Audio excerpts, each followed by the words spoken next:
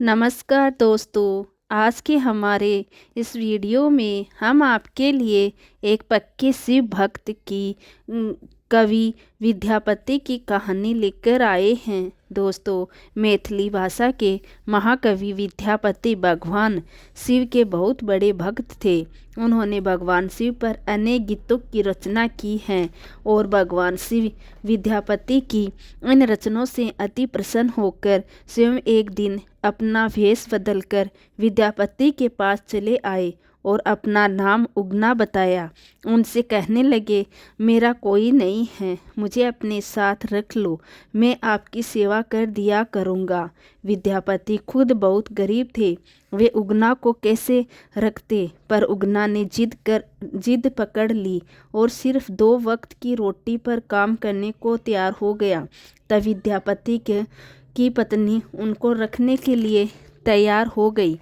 एक दिन विद्यापति राजा के दरबार में जा रहे थे, तब तेज गर्मी और धूप से विद्यापति का गला सूखने लगा, मगर आसपास दूर दूर तक कोई जल नहीं था। तब विद्यापति ने उगना से कहा, कहीं से मेरे लिए थोड़ा पानी ले आओ, नहीं तो मैं प्यास से मर जाऊंगा। उगना बने भगवान शिव को तो पता ही था कि यहाँ दूर दूर तक कहीं पानी नहीं मिलेगा।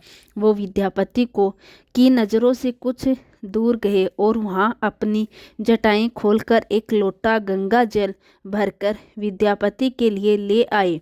वो शीतल जल पीते ही विद्यापति को गंगा जल का स्वाद आ गया और वो बोले, इस सुनसान स्थान पर तुम यह जल कहाँ से लाए? तब उगना कहानियाँ बनाने लगा, परंतु विद्यापति को उगना पर संदेह हो गया कि यह कोई सामान्य व्यक्ति नहीं बल्कि स्वयं भगवान शिव है। तब विद्यापति ने उगना को हे भोलेनाथ कहकर पुकारा और उनके पैर पकड़ लिए।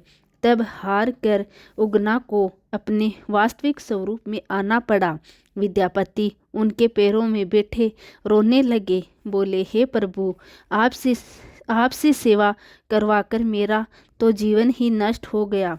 शिवजी बोले, लेकिन मुझे इसमें बहुत सुख मिला। मैं तुम्हारे साथ उगना बनकर ही रहना चाहता हूँ, लेकिन मेरे वास्तविक स्वरूप का किसी को भी पता नहीं चलना चाहिए। विद्यापति को तो बिना मांगे संसार का सबसे अनमोल वरदान मिल चुका था। वो राजी हो गए और उगना और विद्यापति पहले की तरह रहने लगे। एक दिन विद्यापति की पत्नी सुशीला ने उगना को किसी गलती पर चूल्हे से लकड़ी निकालकर मारना शुरू कर दिया। उसी समय विद्यापति वहाँ आ गए। अचानक उनके मुंह से निकला, अरे मूर्ख, यह तुम क्या कर रही हो? ये साक्षात भगवान शिव हैं, तुम इन्हें मार रही हो, नरक जाओगी। विद्यापति के मुंह से जैसे ही यह बात निकली, भगवान शिव अंतर्ध्यान हो गए। इसके बाद उगना बने भगवान शिव को विद्यापति यहाँ वहाँ जंगलों में उगना कहते ढूंढने लगे। विद्यापति की ऐसी दशा देखकर महादेव प्रकट होकर बोले, विद्यापति, मेरा भेद अब प्रकट हो गया है, अब मैं तुम्हारे साथ नहीं रह सकता। उगना स्वरूप के प्रतीक के रूप में मैं तुम्हारे पास शिवलिंग के रूप में विराजमान रहूँगा।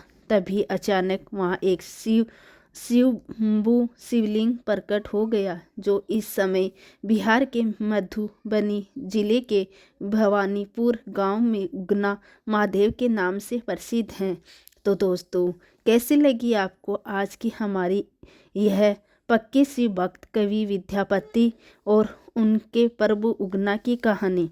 कमेंट बॉक्स में लिखकर ज़रूर भेजिएगा और साथ ही साथ हमारे चैनल को सब्सक्राइब करना ना भूलें। धन्यवाद।